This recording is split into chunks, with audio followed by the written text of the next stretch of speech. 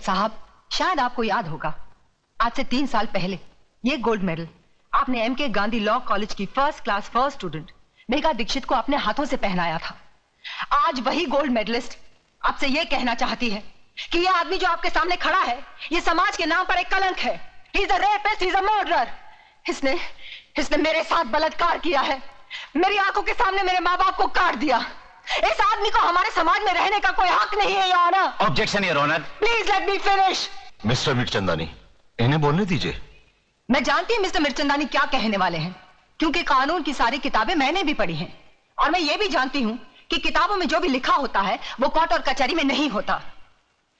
अब मिस्टर मिर्चंदानी मुझसे गवाह मांगेंगे, सबूत मांगेंगे, जिनकी खोखली बुनियाद पर यह कानून टिका हुआ है। हर ये तो उन वकीलों में से है जिनका पेशा यही है कि सच को झूठ और झूठ को सच कैसे बनाया जाए। इनका कोई भरोसा नहीं। ये तो ये भी कह सकते हैं कि उस हादसे के दिन चतुर सिंह इस मुल्क में ही नहीं था। Exactly your honour. तो फिर देर किस बात की है? वो नकली पासपोर्ट, नकली टिकट, नकली होटल का बिल जहां चतुर सिंह ठहरा था, वो जज साहब को दे दीजिए ताकि जल्द से जल्द फैसला हो जाए। वो सारे सबूत इस फाइल में मौजूद है योर ऑनर। ये रहे वो सारे सबूत जो इन्हें निर्दोष। Brilliant mister Mirchandani, brilliant.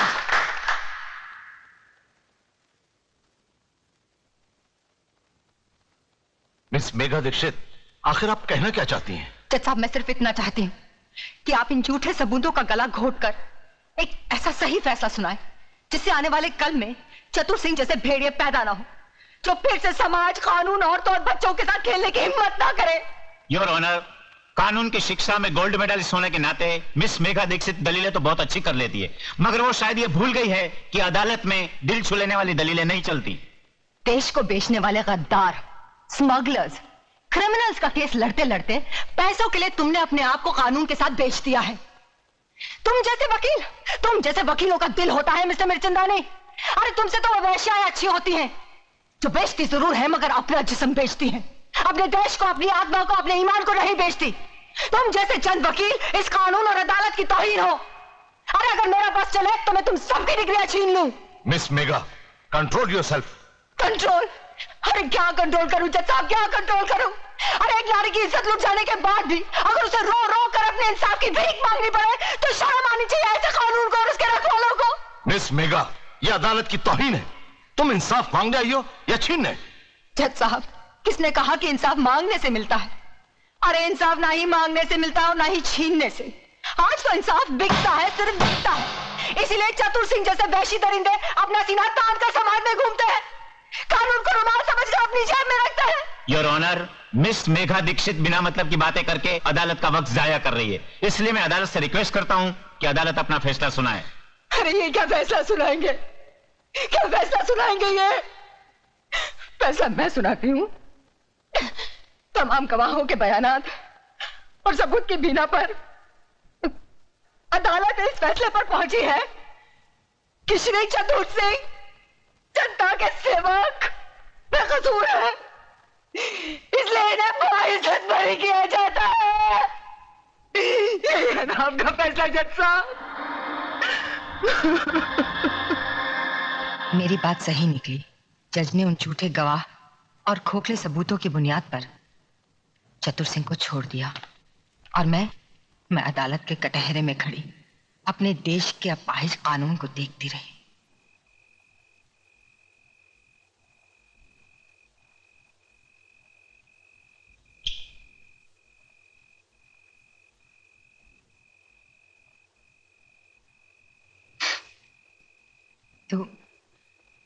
तू भी तो इस बस्ती में अकेला आया था, क्या तेरा अपना कोई नहीं? है ना, माँ है। मैं या नहीं मालूम नहीं। और तू?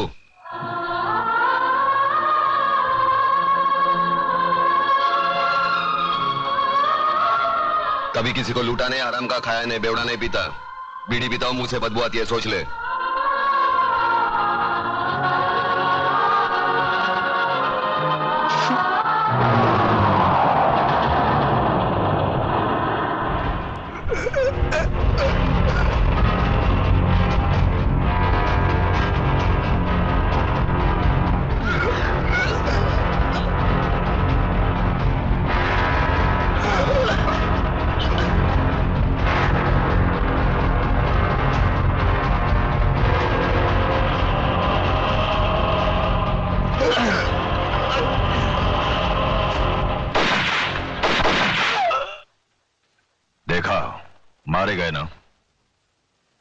मेघा दीक्षित को पार्सल बनाकर लाने वाले थे ये हरामजादे, और खुद पार्सल बनकर चले आए।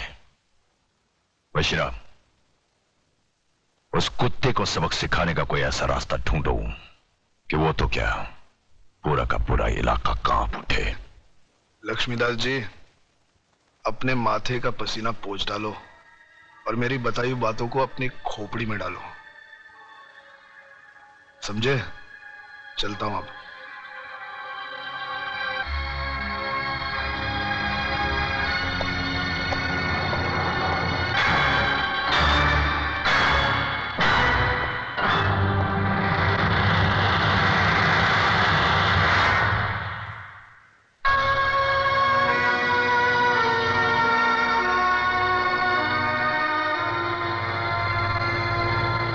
क्या बात है बापू, कौन था वो आदमी? उसे यहाँ पहले तो कभी नहीं देखा। तुझे क्या लेना देना इन सब बातों से? मुझसे मिलने कोई अजनबी नहीं आ सकता क्या? आ सकता है बापू, क्यों नहीं आ सकता? मगर उससे मिलने के बाद आप पसीने में तरबतर क्यों हो गए? सच बताओ बापू, बात क्या है? कोई बात नहीं है, चिंता की कोई बात नहीं है इसमें। आपकी लड़खड़ाती जबान ये बता रही है मुझसे कुछ छुपा रहे हैं। बापू, अगर आपने सच नहीं कहा ना, आपको अपनी इकलौते बेटी की कसम है। कोई बात किसने कहा तू मेरा इकलौता बेटा है? 2 बेटे हैं मेरे, छोटा तू है और बड़ा प्रताप है। धनिया सच बता, क्या बात है? तेरे एक नहीं 2 बेटे जिंदा है, बता बात क्या है? नहीं, वो तो है ना, वो तो है ना, कोई बात नहीं है, कोई बात नहीं है। क्या होता है, वो 2 चीज है जो इंसान को अंधा बना देती है, जमीन और जायदाद। इसने योगराज की बेटी से प्यार किया और हम दोनों बापों ने मिलकर उसका धंधा कर डाला। धंधा।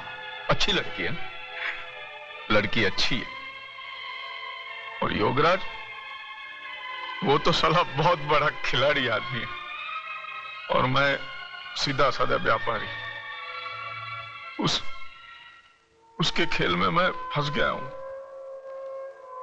अब इस खेल में या तो मेरी बस्ती जाएगी या मेरी जिंदगी जाएगी। नहीं बापू, हमारे हो तो आपको कुछ नहीं होगा। कौन है वो लोग, नाम बता। अरे बेटा, उन लोगों की ताकत का तुझे अंदाजा नहीं है। सारा शहर उनके सामने सर झुका के चलता है, वो अपनी हैसियत नहीं है। अरे हैसियत की बात छोड़, तू पहले मुझे उनका नाम पता बता दे। बताऊंगा, बाद में बताऊंगा। तू जाके चाय बोल, पहले जाके चाय बोल, जा। प्रताप, मुझे लगता है असली बात बापू गोल कर गए।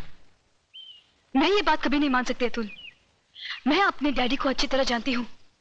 वो मेरी खुशियों के लिए ऐसा कभी नहीं कर सकते। और फिर धन दौलत की हमें क्या कमी है? ममता, अगर तुम अपने डैडी को अच्छी तरह जानती हो तो मैं भी अपने बापू को अच्छी तरह जानता हूँ। वो आदमी जिंदगी में कभी झूठ नहीं बोलेगा।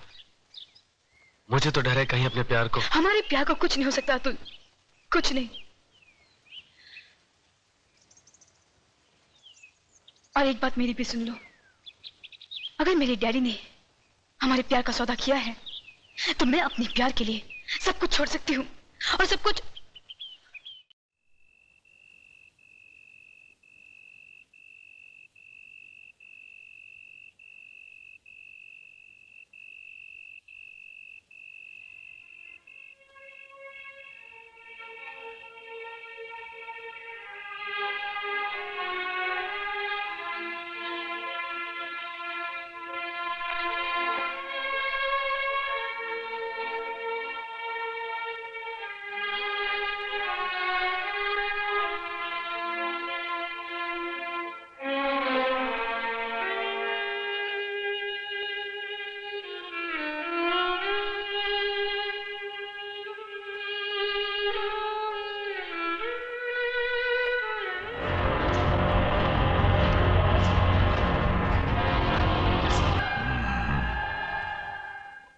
आपने मुझे क्यों याद किया? लक्ष्मीदास,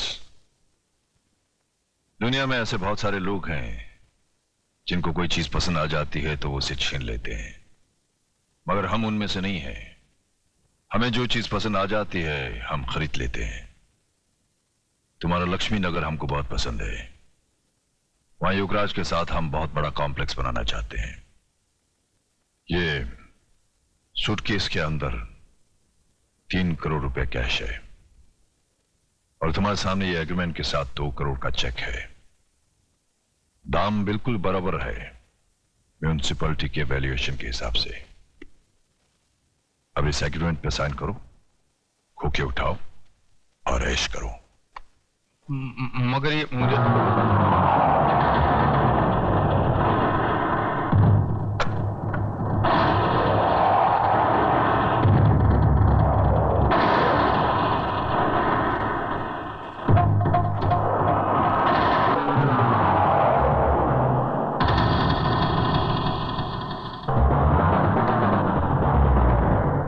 कुछ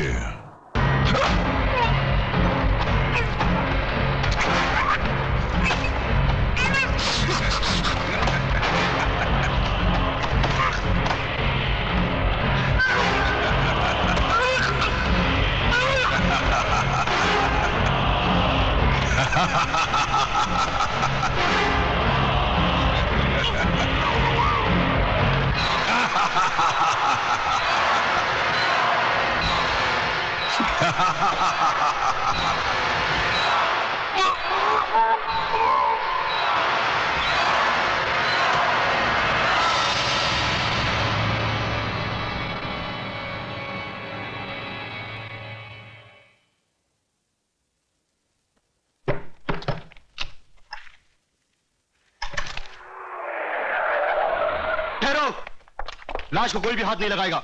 यह पुलिस केस है। यादव, फोटोग्राफ्स लो।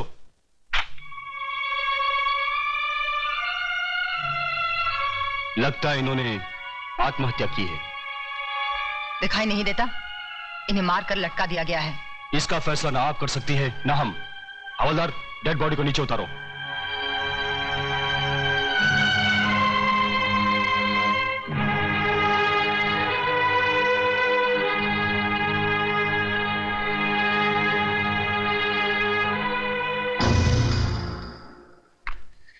देखिए इंस्पेक्टर, देखिए, है क्या इनके गले पर कोई निशान?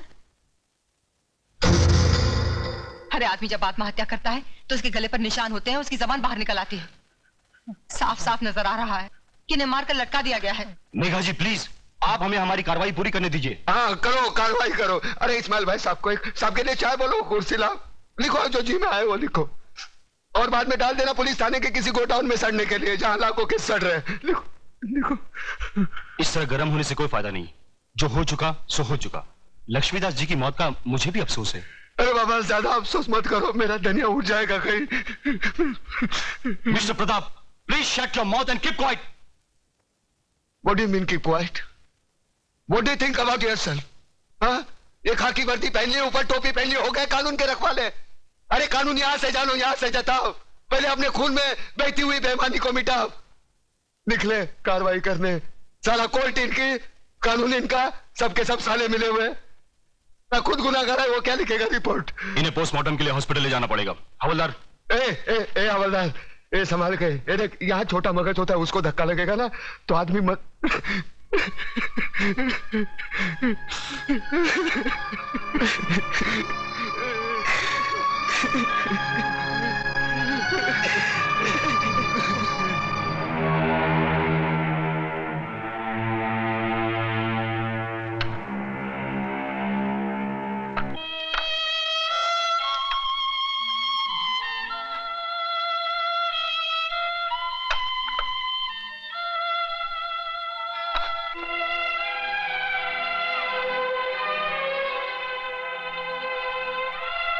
मुखाग्नि के लिए आइए।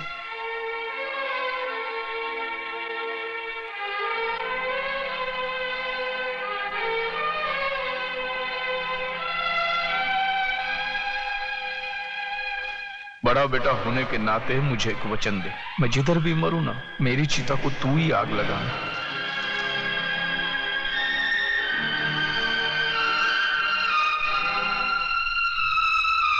प्रताप, बापू की इच्छा पूरी करते।